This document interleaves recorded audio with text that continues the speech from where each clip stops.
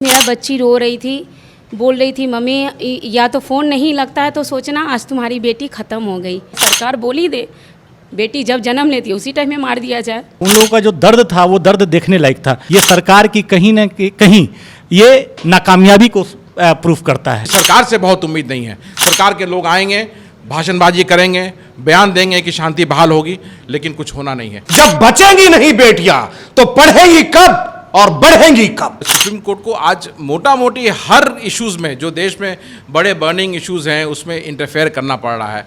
तो ये सरकार चल रही है किस तरह से बच्चियों को निर्वस्त्र करके गैंगरेप करने के बाद वो घुमाया गया है। कहीं फीता काटना है या कुछ करना तो सीधा प्रधानमंत्री ही वक्तव्य देते हैं अपना। यूनिवर्सिटी के अंदर 300 से 400 लोग बाहरी लोग अंदर घुसकर हर एक हॉस्टल में तोड़फोड़ किया गया। मणिपुर हिंसा को शुरू हुए लगभग 3 महीने पूरे होने को हैं। मणिपुर जल रहा है। जिस तरीके से वहां पर हिंसक घटनाएं हो रही हैं, जिस तरीके से दो समुदाय के लोग आपस में भिड़े हुए हैं, कुकी और मैतेई। कुकी समुदाय के लोगों ने एकता मार्च निकाला था 3 मई को, उसके बाद हिंसा भड़क गया। मैतेई के लोगों को नागवार गुजरा, उन लोगों ने कुकी समुदाय के लोगों को रोकने का प्रयास किया, झड़प हुआ और झड़प के बाद वो मामला इतना बढ़ा कि आगजनी शुरू हो गया, तोड़फोड़ शुरू हो गया, लड़कियों को बेइज्जत किया जाने लगा, एक दूसरे के समुदाय के ऊपर, एक दूसरे समुदाय के लोगों के ऊपर हिंसक वारदातें होने लगी। वहां पर हमारे बिहार के बहुत सारे छात्र छात्राएं पढ़ने के लिए गए हुए हैं, रोजगार के लिए गए हुए हैं, तमाम तरह के जुगाड़ के लिए गए हुए हैं, वो भी डरे हुए हैं इस हिंसा से। पूरे 3 महीने होने जा रहे हैं। 3 मई से शुरुआत हुई है इस हिंसा की। आज मैं आप लोगों से रूबरू कराने जा रहा हूं उन कुछ लोगों से जो कि मणिपुर से आए हुए हैं। एक छात्र से मैं आपको मिलाने जा रहा हूं जो मणिपुर में रह करके पढ़ते हैं। उनसे हम जानते हैं क्या स्थिति है अभी मणिपुर में। क्या नाम हुआ आपका? मेरा नाम सनी कुमार हुआ। मैं वहाँ कोरियन स्टडीज़ की पढ़ाई करता हूँ। और हम लोगों के वहाँ से आए हुए 2 महीना से ऊपर हो चुके हैं और हम लोगों की पढ़ाई अभी तक बंद है। और अभी वहाँ की कुछ दिन पहले आई थी कि आप लोगों को ऑफलाइन आकर क्लास अटेंड करना होगा, हम लोग एग्ज़ाम लेने जा रहे हैं। तो हम लोग के पेरेंट्स अलाउ नहीं किए। हम लोगों ने पूछा तो वो अलाउ नहीं कर रहे हैं कि हम ऐसे स्थिति में हम तुम्हें नहीं जाने देंगे। कैसी स्थिति है वहाँ पर? आप देखिए, हाल बताएंगे। आप वहाँ पे रह चुके हैं। हम लोगों ने 2 दिन का दंगा वहाँ का देखा, 3 मई और 4 मई को। 3 मई के दिन वाइस प्रेसिडेंट यूनिवर्सिटी कैंपस में Y20 के लिए आए हुए थे और उनके जाने के बाद ऐसा घटना स्टार्ट हो गई। पूरी वायलेंस रात भर में बहुत ज़्यादा हो गई और यूनिवर्सिटी के अंदर 300 से 400 लोग बाहरी लोग अंदर घुसकर हर एक हॉस्टल में तोड़फोड़ किया गया। आउटसाइडरों के साथ कुछ नहीं किया गया। ये एक अच्छी बात लगी उन लोगों की तरफ से। और वो लोग असम राइफल के साथ भी थोड़ा मुठभेड़ करते गए।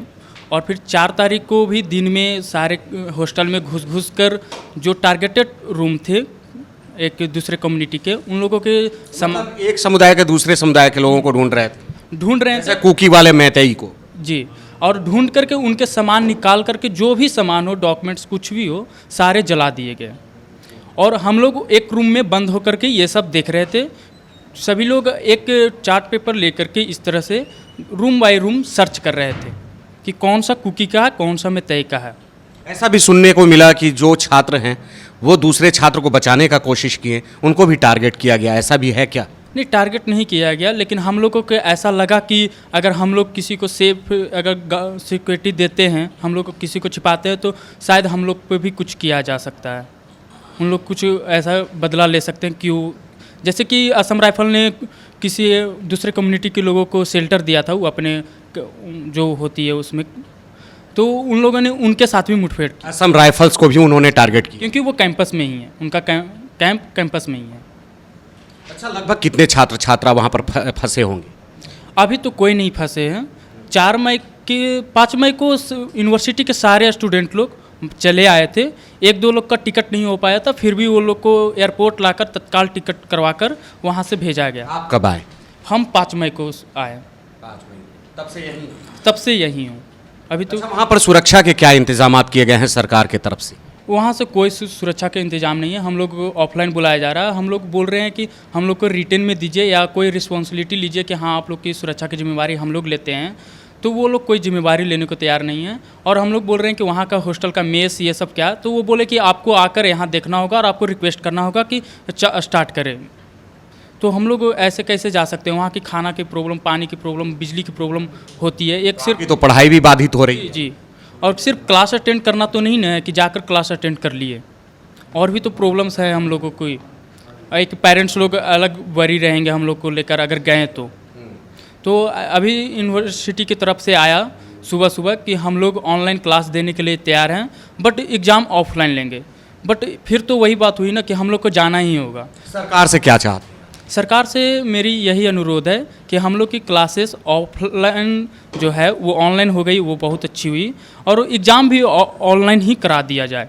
और इस सेमेस्टर किन्हीं लोगों का दो महीना 1 महीना के चलते ग्रेजुएशन रुक गया है, उन लोगों का ईयर लॉस हो चुका है, जैसे कि मेरे कुछ सीनियर लोग हैं उन लोगों का। और हम लोग सेकेंड ईयर में हैं, तो सेकेंड ईयर का किसी तरह से मार्क्स या एग्ज़ाम देख करके ऑनलाइन ही हम लोग का निकाल दिया जाए, ताकि हम लोग आगे की सोच सके और हम लोग ट्रांसफ़र के लिए कुछ कर सके। और सरकार से अनुरोध करते हैं कि हम लोग के ट्रांसफ़र के लिए कुछ करें। चलिए मैं एक बात करता हूं उन पेरेंट्स से जिनके बच्चे वहां पढ़ते हैं, उनसे भी बात करते हैं कि उनकी क्या राय है, वो क्या चाहते हैं, क्या महसूस करते हैं अपने बच्चों को लेकर। सर हम लोग तो क्या महसूस करेंगे, वो प्रॉब्लम जो सिचुएशन था बच्चे सब फेस किए हैं। हम लोग तो सिर्फ फ़ोन पे सुने हैं वहाँ का आहट और बच्चा का रोने का आवाज़, तो एक माँ का दिल हमेशा दहलता है। बेटी पढ़ाओ बेटी बचाओ, आज तो लगता है कि ये सिर्फ स्लोगान में भी रह गया है। बेटी को पढ़ाने के लिए भेजा जा रहा है तो बेटी वहाँ सेफ़ नहीं है।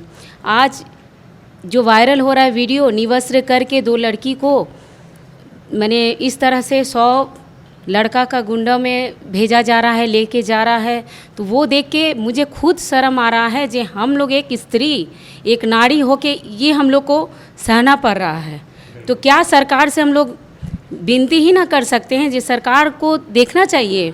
जे आज हम लोग को इम्फाल, मणिपुर तो इंडिया में ही है, पाकिस्तान में तो है नहीं सर। उनको खुद सोचना चाहिए। आज 2 महीना 2 मंथ्स प्लस हो गया है, अभी तक सर एक्शन क्यों नहीं ले रहे हैं और क्यों वहाँ का सिचुएशन इस तरह से गड़बड़ाया हुआ है? मुझे यही रिक्वेस्ट है और अनुरोध है सर से, ये जो है ऑनलाइन किया जाए एग्ज़ाम के लिए, इन लोग का सेकेंड का हो जाए एग्ज़ाम, और ट्रांसफ़र के लिए कौन पढ़ता है आपका वहाँ? हमारी बच्ची पढ़ती हैं। अभी कहाँ है? अभी है कोलकाता में है। आ गई है। जी, वो उस टाइम का जो प्रॉब्लम जो फेस हुआ था, उस टाइम में हम लोगों को कंटिन्यू मेरा बच्ची रो रही थी, बोल रही थी मम्मी या तो फ़ोन नहीं लगता है तो सोचना आज तुम्हारी बेटी ख़त्म हो गई। तो आप ही बताइए, एक माँ के लिए ये दर्दनाक स्थिति जो फेस किए हैं वो हम लोग किए हैं, पेरेंट्स किए हैं। आज जाता है मेरा घर का दिया जलता हुआ दिया बुझता है तो मेरा जाएगा। सरकार से तो विनती है, सरकार 2 दिन 3 दिन 4 दिन के बाद वो भूल जाएंगे। हम लोग माँ हैं, पेरेंट्स से भूल नहीं ना सकते हैं। बच्चा के लिए कैरियर बनाने के लिए भेजते हैं तो इस तरह से सिचुएशन, इससे अच्छा क्या है सरकार बोल ही दे, बेटी जब जन्म लेती है उसी टाइम में मार दिया जाए। माँ का दर्द है। सरकार के द्वारा पोस्टरों पर, भाषणबाजी में तमाम तरह के दावे किए जाते हैं, बेटी पढ़ाओ बेटी बढ़ाओ। अगर बेटियां बचेंगी ही नहीं तो पढ़ेंगी क्या और बढ़ेंगी क्या? आप देख रहे हैं, इनकी आंसुओं को समझने की जरूरत है, महसूस करने की जरूरत है, क्योंकि इनकी बेटी मणिपुर से लौट करके तो आ गई है, लेकिन जब तक वहां थी बेहद दहशत में थी। चलिए मैं इनसे जानता हूं, आपका कौन है वहां? जी, हमारे तो ये संस्कृति सिन्हा जो हैं, हमारे मतलब ये प्रतिमा जी हमारी दोस्त हुई और मेरी बिजनेस पार्टनर भी हैं, उनकी बेटी हैं। और इनका दर्द मैंने देखा है। ये विगत 2-2.5 महीनों से जो ये जिस तरह से जूझ रही हैं कि इनकी बेटी का प्रॉपर मतलब पढ़ाई नहीं हो पा रहा है, और इनकी बेटी लगातार रो रही है कि मेरा जो एक क्वालिफिकेशन, जो मेरा एजुकेशन होना चाहिए, प्रॉपर एजुकेशन मिल नहीं रहा है। लेकिन we are really very thankful to the local government और दैट कि they have allowed, firstly they have allowed to online classes but requesting for online examination also, और जितने 100 बॉयज़ जो स्टूडेंट्स वहाँ हैं उन लोगों का ट्रांसफ़र दूसरे इंस्टीट्यूशन में हो जाए, सेंट्रल इंस्टीट्यूशन में हो जाए, ये मेरी दरख्वास्त है सरकार से। तो हम लोगों ने दर्द देखा है, एक स्टूडेंट का जो दर्द होना चाहिए, और स्टूडेंट जो 3 और 4 मार्च को जो वहाँ से पलायन किए हैं, मजबूरी में उन लोगों ने किया, उन लोगों का जो दर्द था वो दर्द देखने लायक था। लोगों के लिए टिकट मुहैया नहीं हो पाया, किसी तरह से ट्रेन में उन लोगों ने लंबा सफ़र तय करके 36 घंटा 48 घंटा का सफ़र तय करके लोग मतलब मणिपुर से, असम से, बिहार की धरती पे आए हैं, कुछ बंगाल गए हैं, कुछ झारखंड गए हैं, कुछ तमाम जगहों के बच्चे हैं। हिंदुस्तान के मतलब विभिन्न जगह से लोग अपने अपने डेस्टिनेशन पे गए हैं। तो ये काफ़ी भयावह स्थिति है। और कल का जो घटना हुआ है मणिपुर में, जो कहा जा सकता है कि 4 मई को ये घटना हुई थी, लेकिन वायरल होते होते इतना टाइम लग गया कि 2.5 महीनों के बाद यह एक कहिए कि विभस्त रूप ले लिया। और आज के डेट में हर मोबाइल फ़ोन में, एंड्रॉयड फ़ोन, स्मार्टफोन में ये देखने को मिल रहा है। ये काफ़ी विभस्त स्थिति है। ये सरकार की कहीं न कहीं ये नाकामयाबी को प्रूफ करता है कि कहीं ना कहीं नाकामयाब है। एक तस्वीर वायरल हो रही है, लोगों का दावा है, इनका भी कहना है कि वो 4 मई की तस्वीर है। उस तस्वीर को देख करके कलेजा फट जाएगा, क्योंकि 2 लड़कियों को नंगा करके एक शैतानी भीड़ जो है उनको हका रहा है, उनके साथ छेड़छाड़ कर रहा है, तमाम तरह का वो गलत हरकत कर रहा है, जिसको देख करके मां शर्म से नजरें झुका लेगी। हम तमाम लोगों की नजरें झुक जाएंगी, शर्म से हम रो पड़ेंगे। चलिए हम बात करते हैं कांग्रेस के युवा नेता आदित्य पासवान से, इस विषय को लेकर के वो क्या सोचते हैं, क्या चाहते हैं वो। आदित्य जी, जो हो रहा है अभी मणिपुर में, अभी आपके सामने एक मां है, एक बाप है, एक छात्र है, तमाम लोगों ने अपनी पीड़ा को बताया, अपने दर्द को बताया, बहुत ही भयानक तस्वीरें दिखाई। देखिए, ये पिछले करीबन 2-3 महीने से जो हमारा राज्य मणिपुर जल रहा है, ये बड़ी ही दुखदाई स्थिति में हमारा देश और राज्य गुजर रहा है। और हमने देखा अभी जिस तरह से जो बच्ची की माता जी यहाँ पे हैं, इस पीड़ा को समझने की ज़रूरत है, सिर्फ मुझे और आपको नहीं, जितने भी लोग ये देख रहे हैं और जितने भी माँओं की बच्चियाँ हैं जो बाहर निकलती हैं घर से, जो समझती हैं कि उनकी बच्ची सेफ़ रहेगी या नहीं रहेगी, उन सभी को ये पीड़ा को समझने की आवश्यकता है। और ये जो निरंकुश सरकार जो बैठी हुई है, जो इनकी आवाज़ को सुन नहीं रही है, हमारे देश की जनता की आवाज़ को सुन नहीं रही है, इसको हटाने का काम करना है, तभी जा कर के देश में शांति बहाल होगी। आज 2 महीने बाद माननीय प्रधानमंत्री जी आते हैं और मात्र 36 सेकंड के अपने एड्रेस में इस तरह से बात करते हैं कि उन्हें दुख है, तकलीफ़ है, पीड़ा है और इसका समाधान निकाला जाएगा। आज 2 महीने बाद उन्हें यह ध्यान आ रहा है।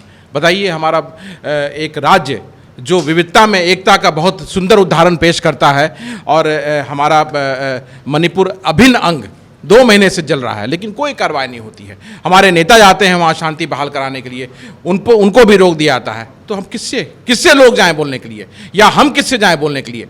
आपके माध्यम से मैं वहाँ के लोगों से अपील करना चाहता हूँ कि वो जो 2 समुदाय हैं आपस में प्रेम भाव फिर से मनाएं, क्योंकि सरकार से बहुत उम्मीद नहीं है। सरकार के लोग आएंगे, भाषणबाजी करेंगे, बयान देंगे कि शांति बहाल होगी, लेकिन कुछ होना नहीं है। तो आपको खुद अपनी समस्याओं को समझना है और सॉल्व करना है और शांति बहाल कीजिए, क्योंकि हम सब एक हैं। कोई समुदाय, ये नाम दिया हुआ है अलग अलग, कोई कुकी, हमने दिया है, हम सबों ने दिया जी, वही मैं कह रहा हूँ कि ये नाम हमारा दिया हुआ है, कोई कुकी है, कोई मैतेई है या कुछ भी है, हम इंसान एक हैं और ये इंसानियत को समझना होगा।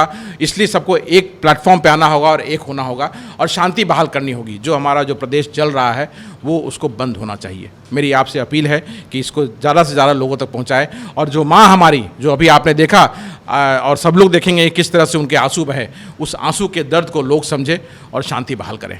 निश्चित तौर पे आदित्य पासवान जो कह रहे हैं, इस बात से मैं सहमत हूँ। इसमें देखिए, इस क्रम में कितने अफसोस की बात है कि आज सुप्रीम कोर्ट ऑफ इंडिया को इसका कॉन्ग्रेजेंस लेना पड़ा, और सुप्रीम कोर्ट के सजेशंस को भी इन लोगों ने, सरकार ने नहीं माना है पहले। और सुप्रीम कोर्ट को आज मोटा मोटी हर इश्यूज़ में, जो देश में बड़े बर्निंग इश्यूज़ हैं, उसमें इंटरफेयर करना पड़ रहा है। तो ये सरकार चल रही है किस तरह से, सिर्फ अपने लिए सरकार चल रही है, लोगों के लिए सरकार नहीं चल रही है। लोग के लिए या तो हम खड़ा हो रहे हैं या न्यायालय खड़ा हो रहा है, तो ये शर्म की बात है। सुप्रीम कोर्ट ने कुछ पॉइंट्स भी दिए हुए थे सरकार को कि किस तरीके से बच्चों की पढ़ाई बाधित न हो यूनिवर्सिटी को। हाँ बिल्कुल, उसने पहले सजेशंस दिए थे, सुप्रीम कोर्ट ने सजेशन दिया था, लेकिन सजेशन देने के बावजूद भी मणिपुर हमारा जलता रहा। और जब आखिर में ये जो कल जो वीडियो वायरल हुआ है, जो कि इतना डिस्टर्बिंग है कि बच्चियों को निर्वस्त्र करके गैंगरेप करने के बाद वो घुमाया गया है, और ये वाक़यात पहले का है और कल ये सरफेस हुआ वीडियो ये, और वो वीडियो सरफेस होने के बाद सुप्रीम कोर्ट ने सुओ मोटो कॉग्निजेंस लिया है गवर्नमेंट को कहा है कि अगर आप नहीं हैंडल करेंगे तो हम अपने हाथ में चीज़ों को लेकर के हैंडल करना शुरू कर सकते हैं। तो ये सुप्रीम कोर्ट की तरफ से ये चीज़ ही आना एक बहुत अपमानजनक है किसी भी सरकार के लिए कि सरकार से ये हैंडल नहीं हो रहा है। क्या लग रहा है सरकार अब सुप्रीम कोर्ट की बात DY चंद्रचूड़ ने जो डिसीजन लिया है, जो उन्होंने बोला है कि अब अपने हाथ में हम ले लेंगे सारा कुछ और मेरे द्वारा सारा कुछ किया जाएगा, सुप्रीम कोर्ट के द्वारा सब कुछ किया जाएगा हैंडल? नहीं, ये सरकार जो है ना, ये पहला इंसिडेंस नहीं है। पहले भी इस तरह से इतने इंसिडेंस हुए हैं देश में जिसमें सुप्रीम कोर्ट ने इंटरफेयर किया है, लेकिन इस सरकार के कानों तक जू नहीं रंगी है। और हमें नहीं लगता है कि अभी भी बहुत कुछ होने जा रहा है। लोग को खुद ही अपने शांति का अपील करके आपस में लोगों को शांति बनाने पड़ेगी, क्योंकि ये सरकार जो है ये जनहित के मुद्दे से भड़काने के लिए इस तरह की चीज़ों पे बिल्कुल ध्यान नहीं देती है और जानबूझ करके छोड़ती है कि जो प्रॉब्लम है वो एस्केलेट करे। नहीं तो कोई भी दूसरी सरकार होगी तो इसको सॉल्व करने का प्रयास करेगी। जैसे पहले पूर्व में हमारी सरकार कांग्रेस की रही है, कभी भी कोई देश में कोई इशू हुआ है तो तुरंत उसको सॉल्व करने का काम किया गया है और खुद प्रधानमंत्री या कंसर्न मंत्री तक वहाँ पहुँच के उस चीज़ को सॉल्व करते हैं। यहाँ तो लेकिन देखते हैं कि कोई किसी मंत्री को मतलब ही नहीं है, कहीं फीता काटना है या कुछ करना तो सीधा प्रधानमंत्री ही वक्तव्य देते हैं अपना, ये जग जाहिर है। तो मुझे बहुत उम्मीद नहीं है इस सरकार से और इसीलिए यही कारण है कि आज कांग्रेस पार्टी बड़े रूप में सड़क पे है। और जब तक हम इसको हटाने का काम नहीं करेंगे, चैन से नहीं बैठेंगे, क्योंकि हमारे लिए देश के लोगों का इंटरेस्ट, देश में शांति, वो सबसे पहले है। भारत को एक खूबसूरत बागीचा कहा जाता है, फुलवारी कहा जाता है, और वहां पर इतना मनभेद कि हम हिंसक हो जाएं, अपने ही भाइयों को मारने लगे, अपनी ही बेटियों को नंगा करने लगे। शर्मसार करने वाली बात। आप कहते हैं कि पढ़ेंगी बेटियां, बढ़ेंगी बेटियां, कैसे? जब बचेंगी नहीं बेटियां तो पढ़ेंगी कब और बढ़ेंगी कब? देखने और समझने की जरूरत है। और उन तमाम लोगों से भी अपील करता है देशवा कि मनुष्यता धारण कीजिए, मानवता से बढ़ करके कोई धर्म नहीं होता, उसको मानने की जरूरत है। एक दूसरे को प्रताड़ित करने से क्या फायदा? इन्हीं बातों के साथ अब तक के लिए बस यही तक। फिर मिलते हैं नए मुद्दे, नए सरोकारों के साथ। तब तक देशवा न्यूज देखते रहिए। धन्यवाद। सिर्फ खबर दिखाना देशवा न्यूज का मकसद नहीं, देशवा न्यूज की कोशिश है कि समाज की सूरत बदलनी चाहिए। देशवा न्यूज पर वीडियो देखने के लिए लाइक करें, सब्सक्राइब करें, साथ ही बेल आइकन दबाना न भूलें।